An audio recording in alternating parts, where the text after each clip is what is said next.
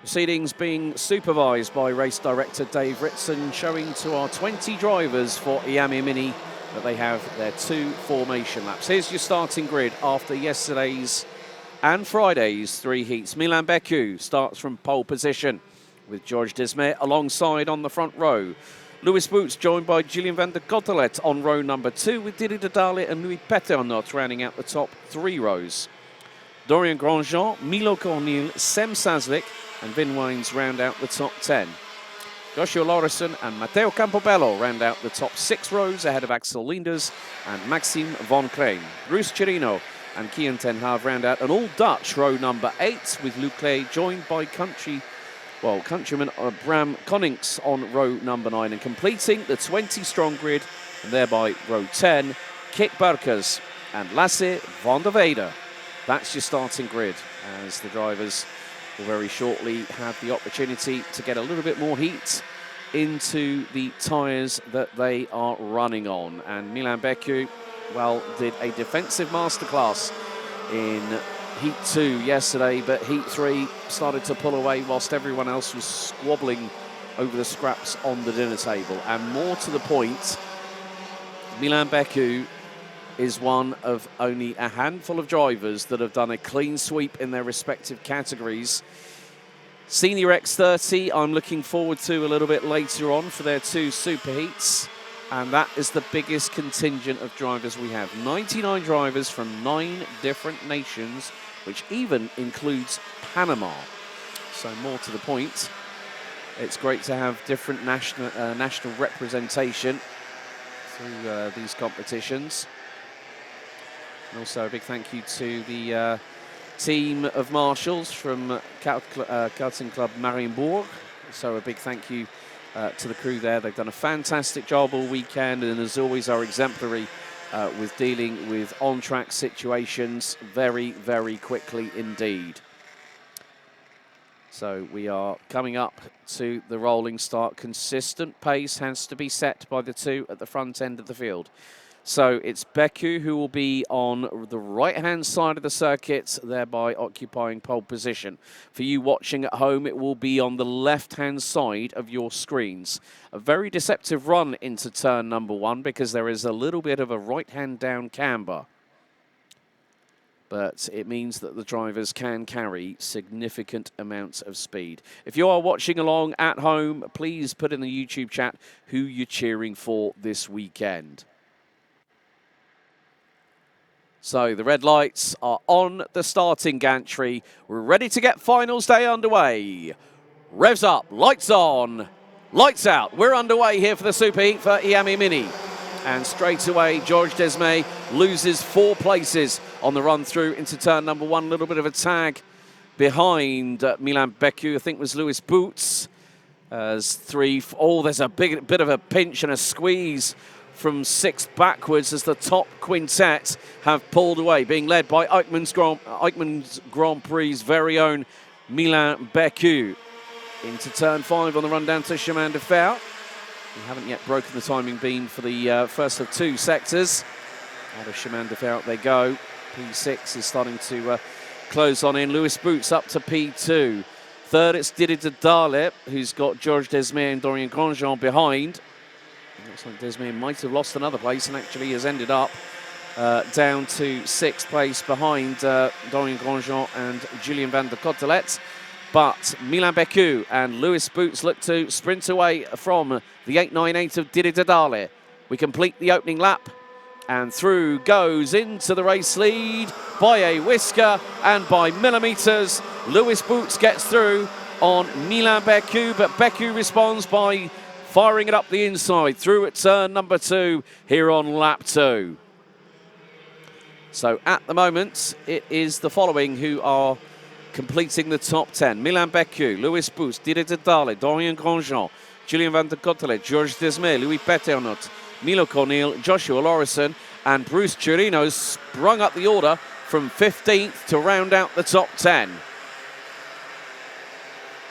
Side by side for the briefest of moments as Julien van der Kottelet gets through for 4th place on Dorian Grandjean. So a nice little move from the driver from the Netherlands with the Henze Racing team. Very nice to see the bright orange colour of the Netherlands on that chassis. And it's going to change again. Boots back up the inside of Becu. Will Becu have the run into turn 2? Not quite this time. Decides to hang back for a moment. There's still plenty of this race left to go. But at the minute, Georges Desmé down in 6th place has got the fastest lap of the race and has put in a 1 minute 2.935. Air temperature currently 2 degrees Celsius. 75% humidity, apparently 50% cloud cover.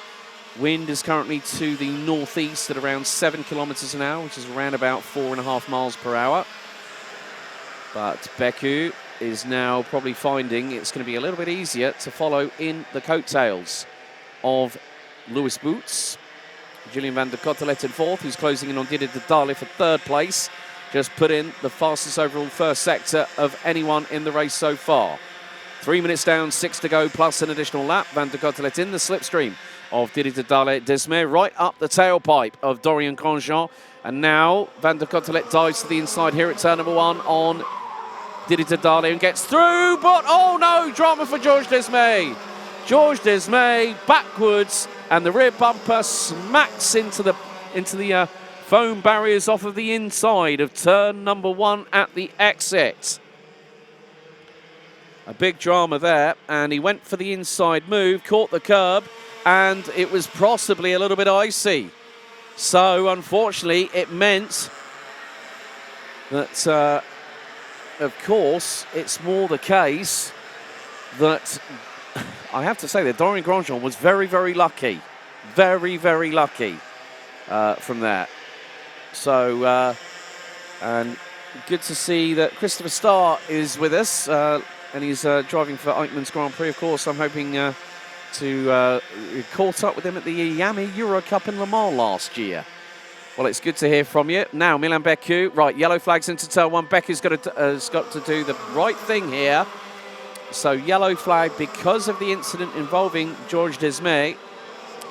And that was a hard hit for the number 831 from Falcon Racing, who started, let's not forget, P2, and, well, has just put in the fastest final sector, but I think has parked that car in the pit lane. So we're down to 19 runners and riders, but good judgment call there by Milan Becu. Looked to do the move on Lewis Boots and went out, right, yellow flag. I can't do an overtake. But more to the point, the top 4, Boots, Becu, Van der Cotelet and Dedalle, are literally inseparable at the moment. Van der Cotelet is the quickest out there. Lewis Boots is 2nd quickest. And oh no, Milan Becu! Milan Becu's got a technical problem, has just pulled into pit lane. Disaster for the 899 from Eichmann's Grand Prix. Oh, what? I can't believe that. Becu was running so well, and it can just happen like that. That Becu has a major technical drama, which now means the lead is being contested for the win in superheat between Julien van der Cotelet, Lewis Boots and Didier Dedalle. They were covered by 3/10 as Boots is looking left, looking right to try and get past Van der Cotelet. And here goes the move up the inside of Chemin de Fer. And that door has been left wide open for both Boots and Dedalle to get through. So Milan Becu out with technical problems on lap 5. Georges Desmé out on the opening part of lap 4 by slamming backwards into the foam barriers off the exit of turn 1. And now, well, the 100% success rate for the 899 from Belgium has come to an abrupt end.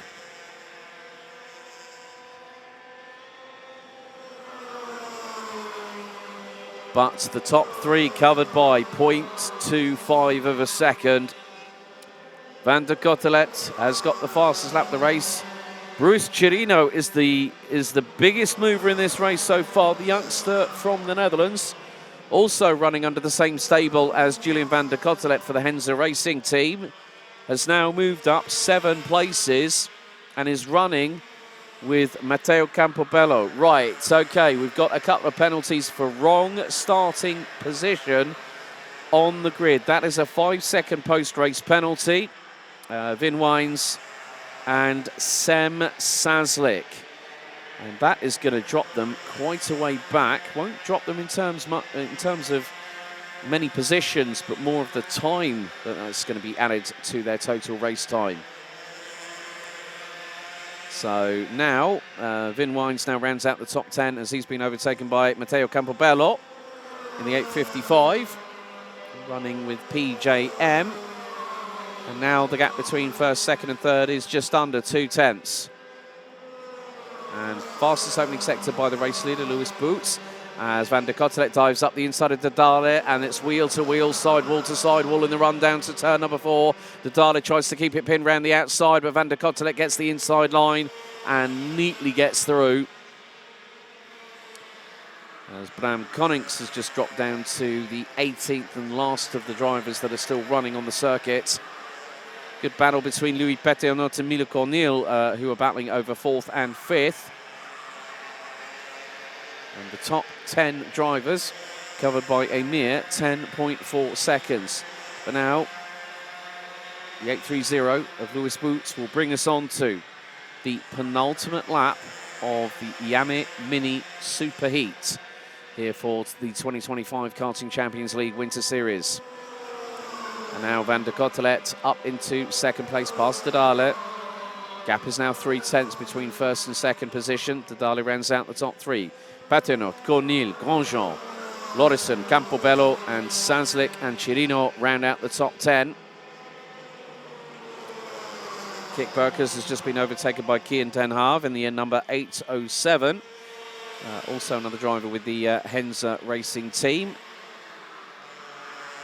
But as the drivers, the top 3, make their way on towards the run towards Escargot, the timer has expired. So we're on lap 9. It's going to be a 10-lap race.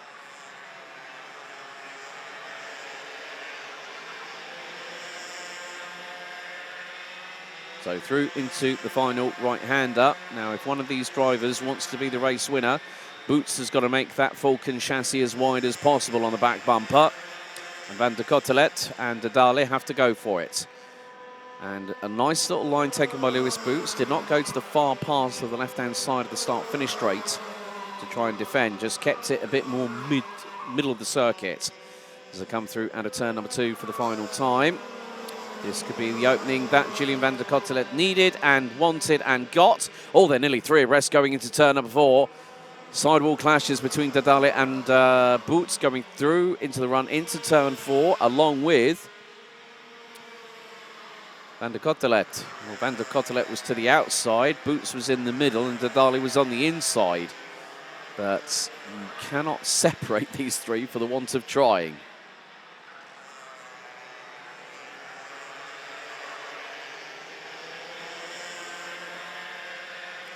But it could be a run to the line. Up the inside through the final right-hander goes Lewis Boots on Julian Van der Kottelet. And this could be wheel-to-wheel for the race win here at Marienborg and winning the IAME Mini Superheat. It's going to be Lewis Boots by 11 thousandths. It was very much Dom versus Brian a la Fast and Furious, that quarter mile. And Lewis Boots by 11 thousandths. He teed it up nicely, got the move on the inside. And there we go, sportsmanship again. That's brilliant. That's the second time we've seen that, where we've seen a close finish. And Van der Kottelet showed sportsmanship and mutual racing respect.